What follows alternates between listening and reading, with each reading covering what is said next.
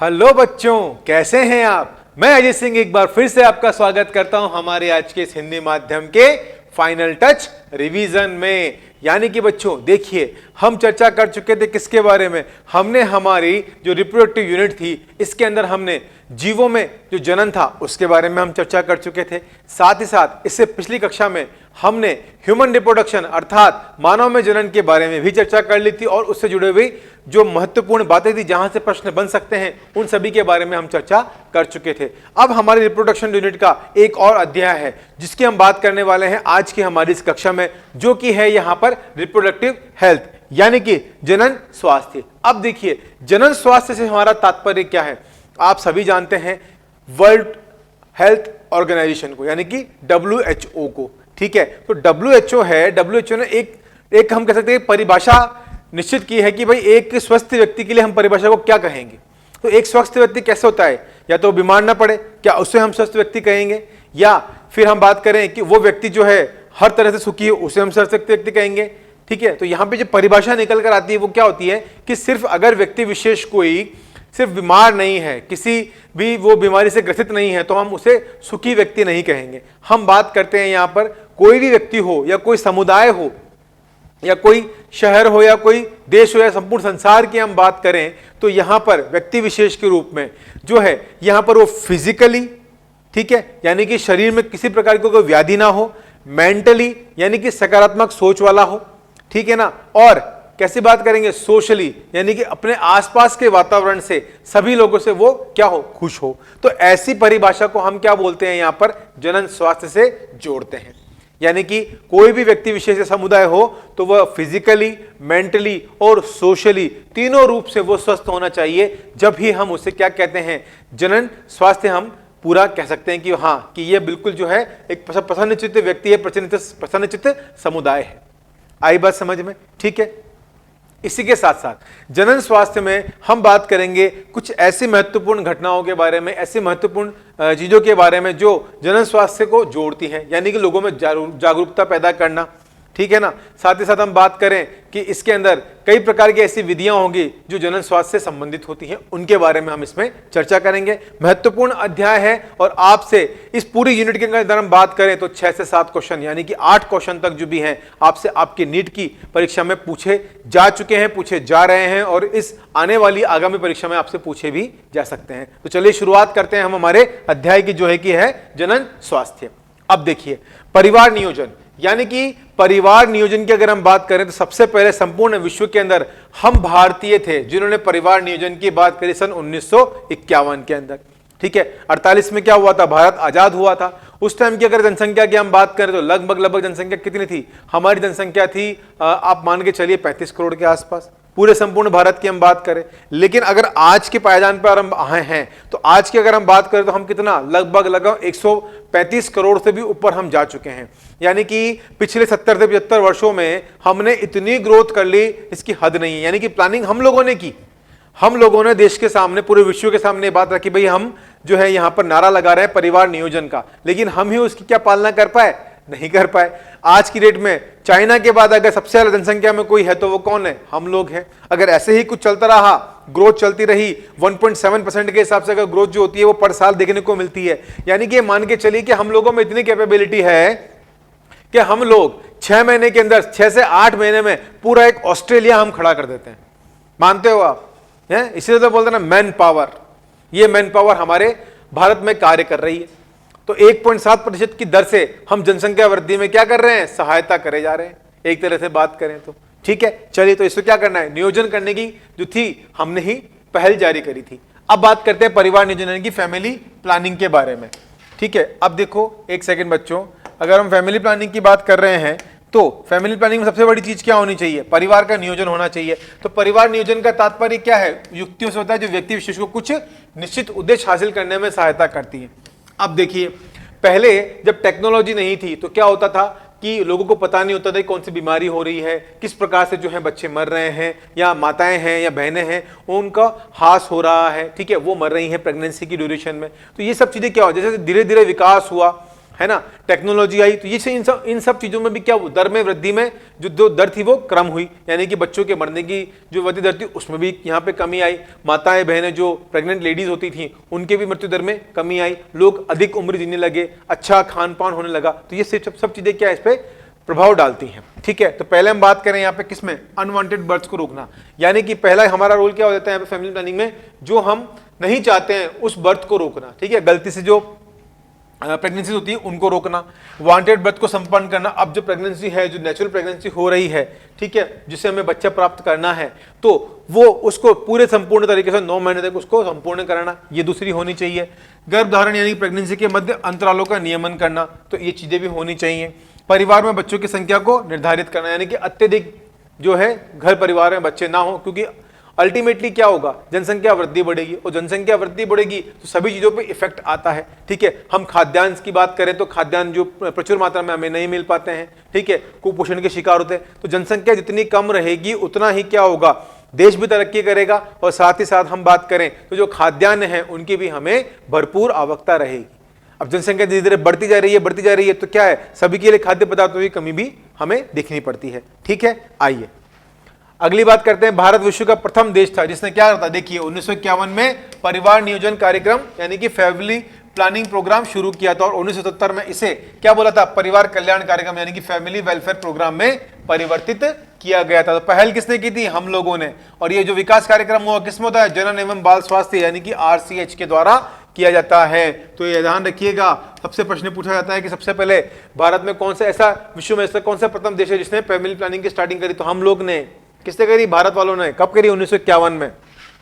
ठीक है, तो इसका मतलब क्या था, लोगों के जीवन स्तर में सुधार लाना, तो to improve the quality life of people. Clear है, छोटा परिवार सुखी परिवार। आपने नारे देखे होंगे, गांव में ढाणियों में भी आप जाएंगे तो बड़ी बड़ी दीवारों पे लिखा रहता है, छोटा परिवार सुखी परिवार।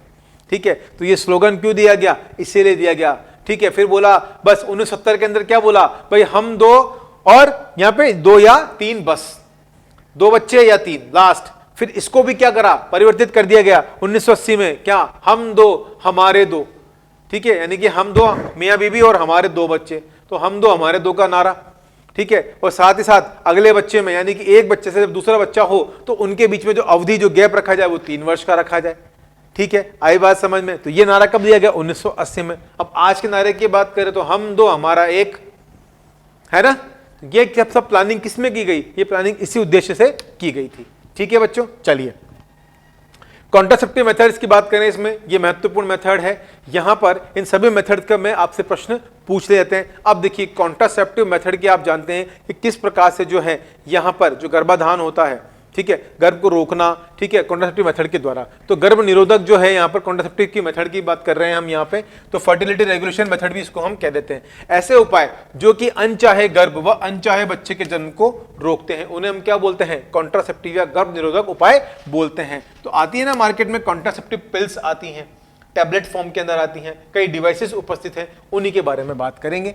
ठीक है, तो ये 2 प्रकार के होते हैं, कौन कौन से, एक तो अस्थायी होता है जिसको हम क्या बोलते हैं, टेम्पररी मेथड बोलते हैं, और एक स्थायी मेथड होता है जो क्या होता है, परमानेंट मेथड जो होता है।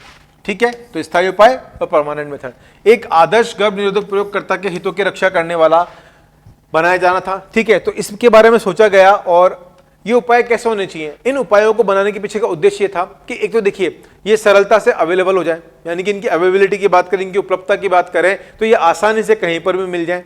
ठीक है, तो इनको पहली चीज तो उपलब्ध था, दूसरी इनको सस्ता बनाना था ताकि हर व्यक्ति की पहुंच में ये जा सके, दूसरा उद्देश्य ये था। तीसरा ये था कि ये कार्य करने चाहिए, और चौथा उद्देश्य क्या था कि जब भी व्यक्ति विशेष अपने सहवास के दौरान उसको किसी प्रकार की कोई तकलीफ या दिक्कत नहीं होनी चाहिए। तो ये 4 मोटे पॉइंट थे जो यहाँ पे किए गए। ठीक है, तो देखिए हितों की रक्षा करने वाला, आसानी से उपलब्धता हो, प्रभावी हो, ठीक है, कोई इसका दुष्प्रभाव ना हो, प्रभावी भी और कोई इसका साइड इफेक्ट भी ना हो, दुष्प्रभाव भी ना हो। ठीक है, हो अगर दुष्प्रभाव कोई है भी तो बिल्कुल कैसा हो, नेग्लिजिबल हो, ना के बराबर, बहुत कम। इसके साथ ही उपयोगकर्ता की कामेच्छा में, यानी कि उसके उसकी कामेच्छा में, प्रेरणा में और मैथुन में कोई ना कोई बाधा ना बन पाए। ठीक है, आजकल की हम बात करें तो वैवाहिक परिधि से गर्भ निरोधक साधन ऐसे हैं कि जो आसानी से उपलब्ध हैं, और मोटे तौर पर हमने इनको निम्न श्रेणियों में वर्गीकृत किया। जैसे प्राकृतिक परंपरागत की बात करें हम, जैसे कौन कौन से हो गए, यहाँ पे बैरियर्स बोलते हैं, आईयूडीज हो गई, जैसे कॉपर टी हो गई, ठीक है। आप एड में भी देखते हैं, टीवी पे जो ऐड आते हैं उनके अंदर भी इनके बारे में बताया जाता है, ठीक है। मुंह से लेने वाली जो टैबलेट्स होती हैं, गर्भ निरोधक गोलियां, पिल्स जिनको हम बोलते हैं, वो भी हैं। टीके के रूप में, अंतरोप में और शल्य क्रिया की विधियों के द्वारा। शल्य क्रिया में क्या करते हैं, ट्यूबेक्टोमी, वेसेक्टोमी की हम बात कर चुके हैं, ठीक है। चलिए अस्थायी उपाय की हम बात करें तो यहाँ पे दो विधि होती है, एक तो रासायनिक विधि हो जाती है, ठीक है। तो पहले हम किसकी बात करेंगे, यहाँ पे ये रासायनिक विधि की बात कर लेते हैं। इस विधि में प्रयुक्त रसायन क्या होता है, स्पर्मिसाइडल एजेंट होते हैं। तो ये जो स्पर्मिसाइडल एजेंट होते हैं ना, ये स्पर्मेटोजोआ के साथ जुड़ के क्या करते हैं, उसके ऑक्सीजन अपटेक को कम कर देते हैं, जिससे क्या होता है, ये डेड हो जाता है एक तरह से, ठीक है। तो शुक्राणु को क्या करते हैं, नष्ट करने का काम करते हैं, इसीलिए इसको हमने क्या बोला, स्पर्मिसाइडल एजेंट बोल दिया। उदाहरण के तौर पर बात करें, जैसे वेजाइनल फॉर्म्स आती हैं, टैबलेट आती हैं, जो क्या है महिला योनि द्वार में रख लेती हैं, और उनमें से जो स्पर्मिसाइडल केमिकल जो है रिलीज होता है, तो जब भी इंटरकोर्स होता है, सहवास होता है, तो उस दौरान जो नर के द्वारा मादा की योनि में स्पर्म्स को छोड़ा जाता है, यानी कि शुक्राणु को निष्कासित किया जाता है, तो उस दौरान वो क्या करते हैं, उनकी मोटिलिटी रेट को कम कर देते हैं, उनको खत्म करते हैं, उनका ऑक्सीजन अपटेक ही खत्म कर दिया जाता है। तो क्या, तो शुक्राणु जो है आगे तक जो फैलोपियन ट्यूब तक नहीं पहुंच पाते हैं, गर्भाशय तक नहीं पहुंच पाते हैं, और पहले ही नष्ट हो जाते हैं। किसकी वजह से, स्पर्मिसाइडल एजेंट की वजह से, यानी केमिकल की वजह से, रासायनिक जो हम डालते हैं इसके अंदर, ठीक है। जैसे टुडे हो गई, क्रीम और जेलीज भी उपस्थित होती हैं, जैसे निम 76, ठीक है। इसको किसने बनाया है, defence institute of physiology allied science manufacturer ने, ठीक है। आई बात समझ, क्या बोलते हैं इसको, डिपास के नाम से भी जानते हैं। इनका निर्माण विशेष रसायन से होता है, जैसे KMnO4, ठीक है ना, ये हमारा KMnO4 हो गया, ZnSO4 हो गया, बोरिक एसिड हो गया, लैक्टिक एसिड हो गया, और सिट्रिक एसिड हो गया। ये सभी रसायन क्या करते हैं, एक तरह से शुक्राणु को पूर्णतया नष्ट कर देते हैं, ठीक है। इसलिए इनका उपयोग किया जाता है। इन्हें शुक्राणुनाशी या स्पर्मिसाइड्स भी कहते हैं। तो शुक्राणुनाशी किसको बोलते हैं, स्पर्मिसाइड्स को बोलते हैं। और इनकी अगर फेलियर रेट की बात करें तो कितनी होती है, लगभग 30% ही इनकी फेलियर रेट होती है। आई बात समझ में। चलिए दूसरी बात करें हम, यांत्रिक विधि यानी कि मैकेनिकल जिसको हम बोलते हैं, तो यह अवरोध या बैरियर का तरीका।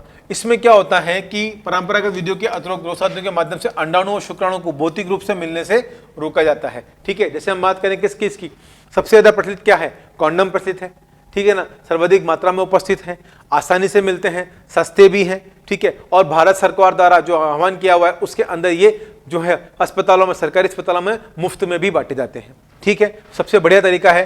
कॉन्डम क्या है, आदिरोधक उपाय हैं जिन्हें पतली रबड़ या लेटेक्स से बनाया जाता है, और ये लेटेक्स किससे मिलता है, पौधे से प्राप्त होता है। आप बॉटनी में पढ़ते हैं इस चीज को, ताकि इसके उपयोग से पुरुष के लिंग या स्त्री की योनि एवं गर्भाशय ग्रीवों के संभोग से ठीक पहले ढक दिया जाता है। यानी कि ये कैसे, नर व मादा दोनों के लिए क्या होते हैं, उपस्थित होते हैं, ठीक है। और इनका एक ही बार उपयोग किया जाता है, उसके बाद इनको फेंक दिया जाता है, ठीक है।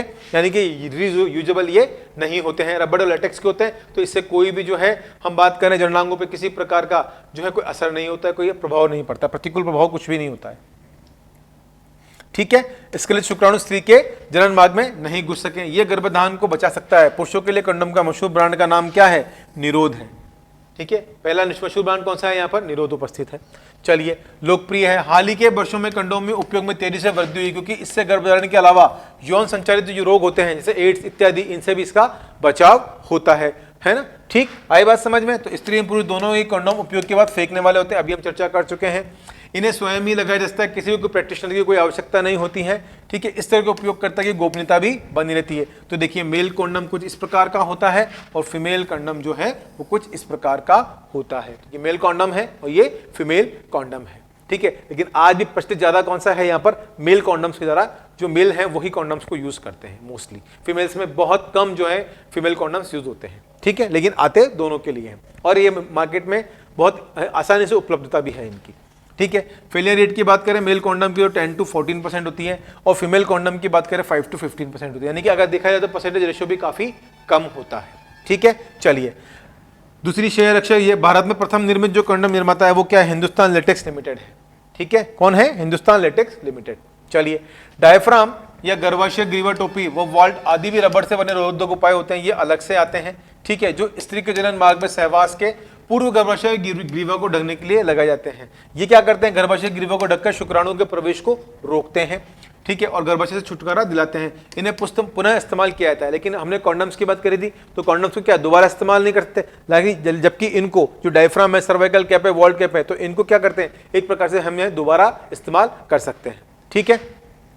साथ ही साथ इन रोधक साधनों के साथ शुक्राणुनाशक क्रीम, जेलीज, ठीक है ना, ये सब भी क्या है आज के समय में उपस्थित है। ठीक है, शुक्राणुनाशक क्रीम आती है, जेलीज आती है, फोम आते हैं, इनका प्राय इस्तेमाल किया जाता है जिससे इनकी गर्भ निरोधक क्षमता काफी बढ़ जाती है। यानी कि ले देकर देखा जाए तो जो नर के द्वारा जो स्पर्म्स जो हैं जो मादा की योनि में निष्कासित किए जाते हैं, ठीक है, छोड़े जाते हैं, तो उन्हीं का जो यहाँ पर है वो कि वहाँ अंदर जो गर्भनाल तक गर्भ धारण ना कर पाए तो उनका पहले ही उनको जो है नष्ट कर दिया जाता है। ठीक है, चलिए, ये युक्तियां डॉक्टरों या अनुभवी नर्सों द्वारा योनि मार्ग में गर्भाशय में लगाई जाती हैं। तो ये डायफ्राम हो गया, सर्वाइकल कैप हो गई, वॉल्ट कैप हो गई, इनको क्या है कुछ जो प्रैक्टिशनर्स होते हैं उनकी देखरेख में ही इनको लगाया जाता है। ठीक है, आई बात समझ। चलिए आगे हम बात करें इंट्रायूटेराइन डिवाइस की। ठीक है, तो ये जो मेथड है बच्चों ये भी बहुत महत्वपूर्ण मेथड है आज की डेट में। अगर हम बात करें तो इसको हम क्या बोलते हैं, अंतर गर्भाशय युक्ति बोलते हैं, यानी कि इंट्रा यूट्राइन डिवाइसेस। इंट्रा मतलब भीतर, यूट्राइन मतलब युक्ति,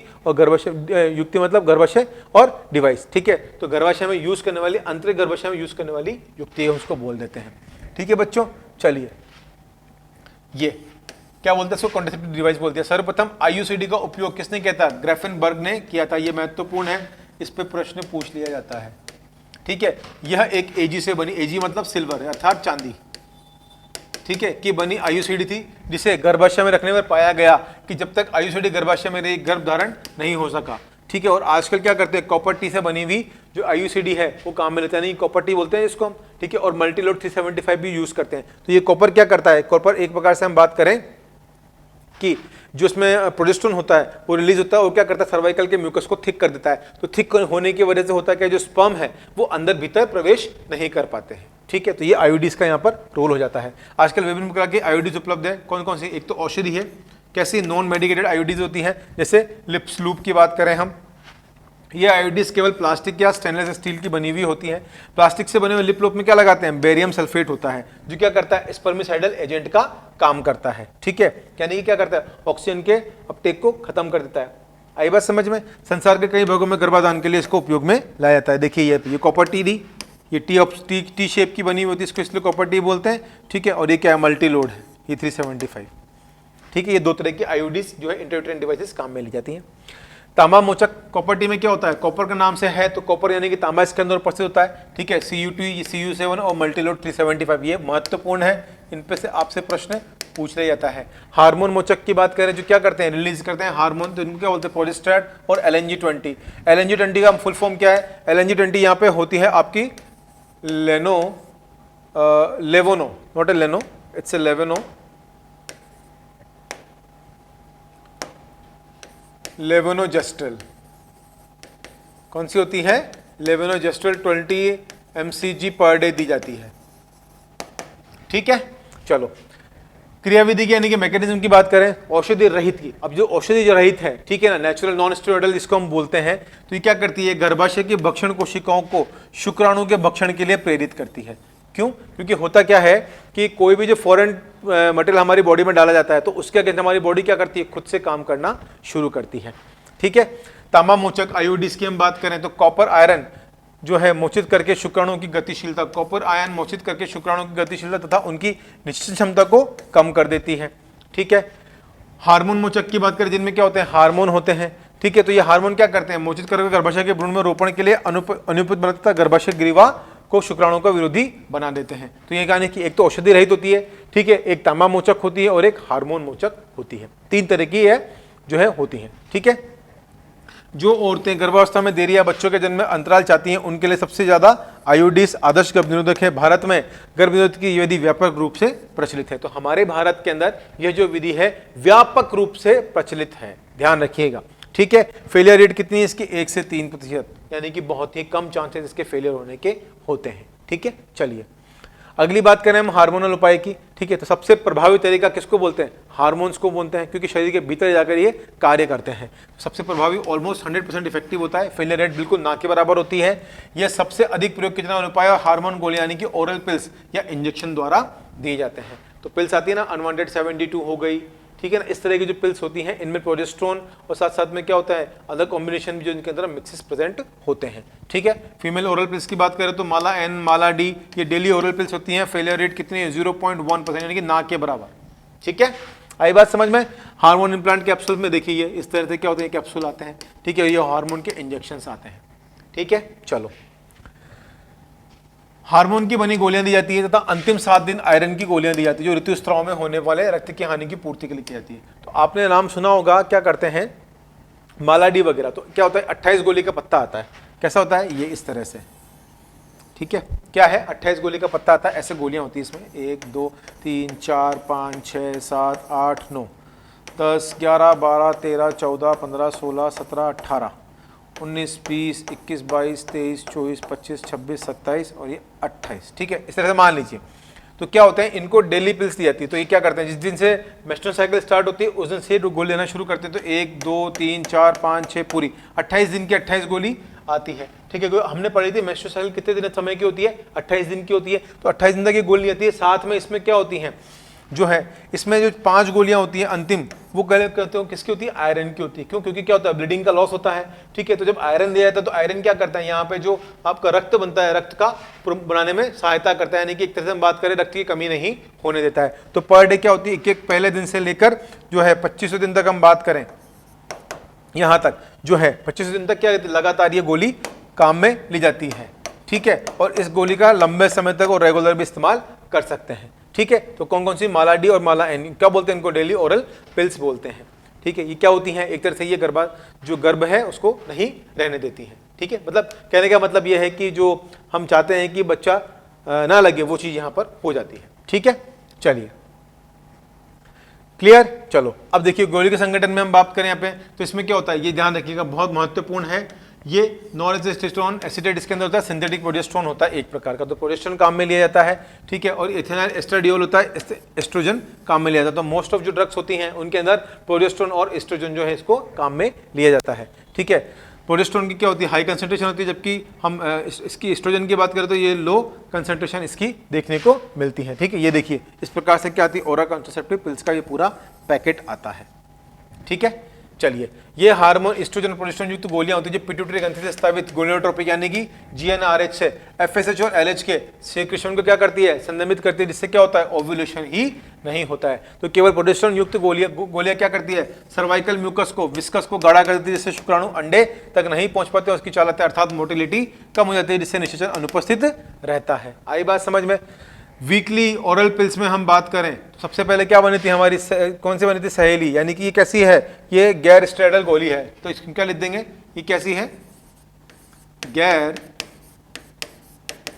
स्टेरॉयडल गोली। कैसी है ये, गैर स्टेरॉयडल गोली होती है, जिसको किसने बनाया है, सीआरडीआई लखनऊ के वैज्ञानिकों ने इसका किया था, ठीक है। क्या किया था, निर्माण किया था। आई बात समझ में। फेलियर रेट कितनी है, 1.83% ही इसकी जो है फेलियर रेट होती है। आई बात समझ में बच्चों, क्लियर है, यहाँ तक किसी प्रकार का कोई डाउट नहीं होना चाहिए। चलिए, सहेली की बात करें, सहेली में जो साल्ट होता है वो क्या, सेंट क्रोमेन और ऑर्मेलोक्सिफेन होता है, ठीक है। ये क्या है, एंटी एस्ट्रोजेनिक है, गर्भाशय एवं स्तन रोपण को ये रोकता है। आई बात समझ में, सर्वाधिक यूज करने वाली सहेली है, ठीक है। और सहेली को क्या करते हैं, एक तरह देखा जाए तो ये वीकली डोज में भी ली जाती है, ठीक है। चलो, तो इंजेक्शन डीएमपी की बात करें, यानी कि डिपोट मेटॉक्सीप्रोजेस्टेरोन एसीटेट, ठीक है। डिपोट यानी कि स्लो रिलीज करते हैं। Implant not plant subcutaneous injection, तो क्या करते हैं, ये स्किन के नीचे इम्प्लांट कर देते हैं इसको, ठीक है। फिर धीरे धीरे क्या होता है, इसमें से जो है हम बात करें यहाँ पर जो सॉल्ट है यानी कि हार्मोन है वो रिलीज होता रहता है धीरे धीरे, ठीक है। तो इससे को भी यूज में क्या आता है, इसे त्वचा के नीचे स्थापित कर देते हैं और इसके संगठन में भी प्रोजेस्टेरोन की उच्च सांद्रता होती है, यानी कि हाई कंसंट्रेशन होती है किसकी, प्रोजेस्टेरोन की, जो जनक प्रेरकों के स्रावन को संधिमत कर ओव्यूलेशन को रोकता है। फेलियर रेट कितनी है, 0.04%। तो ये भी काफी जो है प्रचलित है और इसको यूज में लिया जाता है। मेल पिल की बात कर रहे हैं तो मेल पिल कौन सी आती है, गोसोपिल, इसके कपास के बीजों से बनाया जाता है, ठीक है। जो क्या करती है, स्पर्मेटोजेनेसिस को रोकती है। लेकिन पता है बच्चों सबसे बड़ी बात, ये गोसोपिल जो बनाई गई थी, लेकिन ये क्या हो गई, फेल हो गई एक तरह से। क्या हो गई, एक तरह से ये फेल हो गई थी, ठीक है, क्योंकि इस पर रोक लगा रही थी, क्योंकि इसके वजह से क्या होता है, अस्थायी मतलब स्थायी एंजियोस्पर्मिया को प्रेरित करता है। यानी क्या होता है, फिर आदमी जब इनको गोसोपिल को लेना शुरू करता है तो उसके बाद क्या, कुछ समय बाद उसमें स्पर्म्स जो है बनना ही बंद हो जाते हैं, यानी कि एंजियोस्पर्मिया कंडीशन आती है।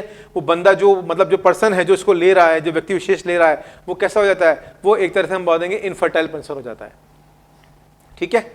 यानी कि एक तरह से हम क्या बोल सकते हैं उसको, वह उसमें स्पर्म बनना ही बंद हो जाते हैं, ठीक है। आई बात समझ में। चलो, प्रोजेस्टेरोन हार्मोन का उपयोग गर्भनिरोधक गोलियों में किया जा सकता है। विश्व में पहली बार सन 2000 में चाइना द्वारा प्रोजेस्टेरोन हार्मोन के उपयोग से नर निरोधक गोलियों का निर्माण किया गया था सन 2000 में। ठीक है, आई बात समझ में? किसने किया? पड़ोसी मुल्क चाइना ने। सब वही चीजें गिफ्ट करता है ना। चलो, आपातकालीन गर्भनिरोधक उपाय की हम बात करें तो आपातकालीन कंडीशन में, यानी कि मान लीजिए कि सहवास के 72 घंटे के भीतर भीतर अगर इन गोलियों का सेवन कर लिया जाए तो ये जो गर्भ ठहरता है उसको ये रोक सकते हैं। ठीक है, तो वे गर्भनिरोधक तरीके जो असुरक्षित मैथुन के 72 घंटे के अंदर उपयोग में किए जा सकते हैं, तो आपातकालीन गर्भनिरोधक गोलियां इस कैटेगरी में आती हैं। केवल प्रोजेस्टेरोन युक्त गोलियां होती हैं। ठीक है, जैसे आईपिल और अनवांटेड 72। आई बात समझ में? चलिए, आईयूडी और आईयूडी को भी आपातकालीन गर्भनिरोधक की तरह उपयोग किया जा सकता है।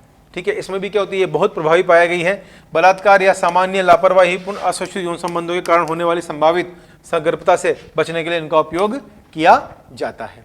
ठीक है, चलिए, प्राकृतिक उपाय यानी कि नेचुरल मेथड की अगर हम बात करें तो निम्न प्रकार के हैं। कौन कौन से? देखिए, एक तो रिदम की बात करें या पीरियडिक एब्स्टिनेंस की बात करें।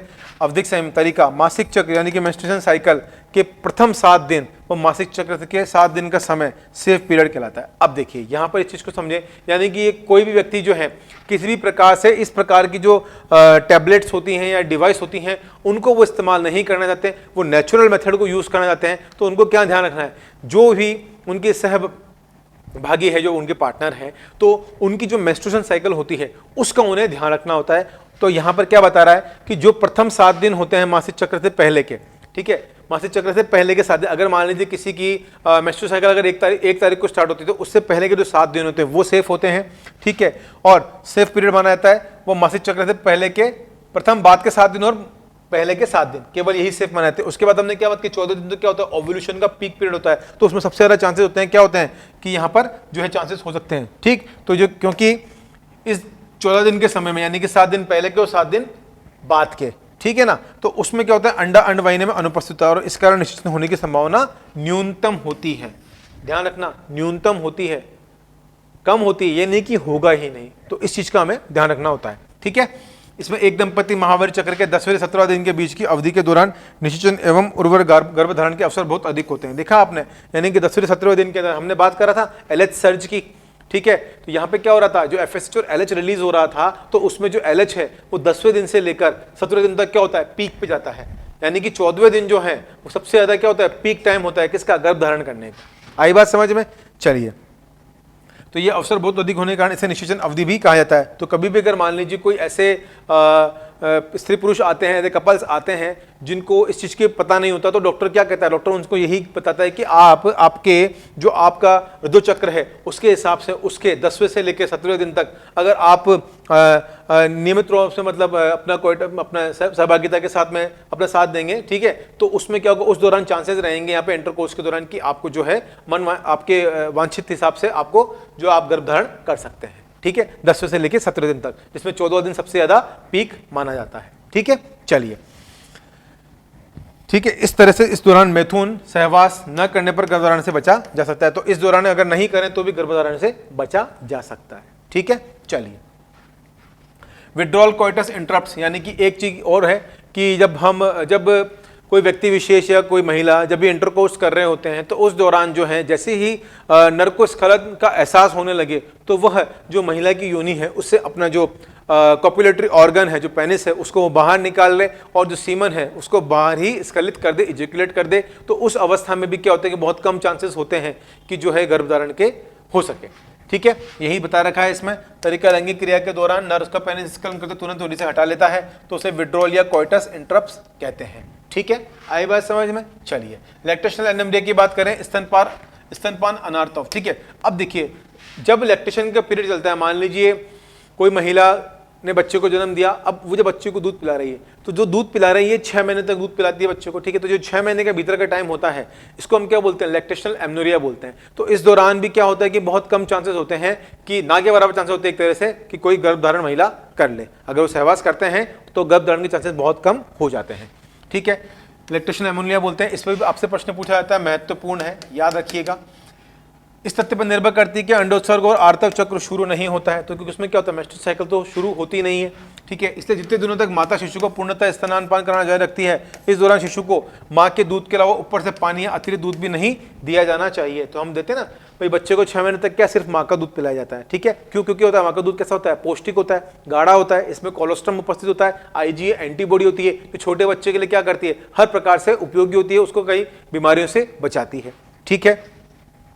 यह अवधि 4 से 6 माह की होती है। गर्भधारण के अवसर लगभग 0 होते हैं। यह विधि प्रसव के बाद ज्यादा से ज्यादा 6 माह की अवधि तक ही कारगर मानी जाती है, क्योंकि उपयुक्त विधि में किसी दवाई साधन का उपयोग नहीं होता, अंततः इसके दुष्प्रभाव लगभग 0 के बराबर है। हालांकि इसके असफल रहने की दर भी काफी अधिक है। तो जरूरी नहीं है कि इन 4 से 6 महीने के बीच में अगर कोई भी संभोग करते हैं तो उसमें कि प्रेगनेंसी ना लगे, लेकिन जो पीक टाइम होता है उसमें यह पॉसिबल है कि लगभग 0 के बराबर होता है, क्योंकि इसमें होता क्या है, बेसिकली हम बात करें तो यहाँ पे अंडे का जो है निर्माण नहीं होता है, ठीक है, जब तक कि जो है ऋतु चक्र पुनः शुरू नहीं होता। आई बात समझ में? चलिए, स्थायी उपाय, परमानेंट टर्मिनल मेथोडोलॉजी तो आप जानते हैं, शल्य क्रिया के द्वारा, जिसमें हमने क्या बोला, ट्यूबेक्टोमी और वेसेक्टोमी बोला। तो नर में क्या होती है, वेसेक्टोमी होती है, तथा स्त्रियों में ट्यूबेक्टोमी होती है, ठीक है। मादा बंधीकरण 85% तक है, नर बंधीकरण 10 से 15% तक है। मेल के अंदर क्या बोलते हैं, वेसेक्टोमी यानी कि शुक्र वाहिका को क्या होता है, उच्चतन कर देते हैं, कट करके और बांध देते हैं, ठीक है। जबकि फीमेल में बात करें तो जो फैलोपियन होती है, नलिका उच्छेदन होता है, तो उसमें क्या करते हैं, उसको कट करके बांध देते हैं। तो फैलोपियन नलिकाओं का काट देना और यहाँ पे फैलोपियन नलिकाओं को बांध देना, ठीक है। और नर में शुक्रवाहिकों को काट दिया जाता है, जिसमें क्या होता है, शुक्राणु का विसर्जन नहीं होता। तो इसमें क्या होते हैं, शुक्राणु बनते तो हैं, लेकिन वो क्या है, आगे तक उनका जो पथ है, जो आपने पाथ ही काट दिया, तो वो आगे तक नहीं जा पाते हैं। आई बात समझ में? ठीक है। चलिए, तो आपने देखा होगा कई प्रकार कि गांव में जो बैल होते हैं, तो बैल को क्या करते हैं, बैल की भी नसबंदी कर देते हैं। क्यों? क्योंकि जब बैल की नसबंदी कर देते हैं तो जो ये टेस्टोस्टेरोन हार्मोन है, एक तरह से हम बात करें तो ये क्या करता है, उसको उग्र रूप देता है, ठीक है। तो ताकि वो उग्र रूप में ना रहे, तो उसको यहाँ पे उसकी भी नसबंदी कर दी जाती है। जो उसकी नसबंदी कर देते हैं तो उसका क्या होता है, जो उग्र स्वभाव है वो शांत हो जाता है, और फिर उससे क्या कराए जाते हैं, काम कराए जाते हैं खेतों वेतों में, सब चीज़ों में, ठीक है।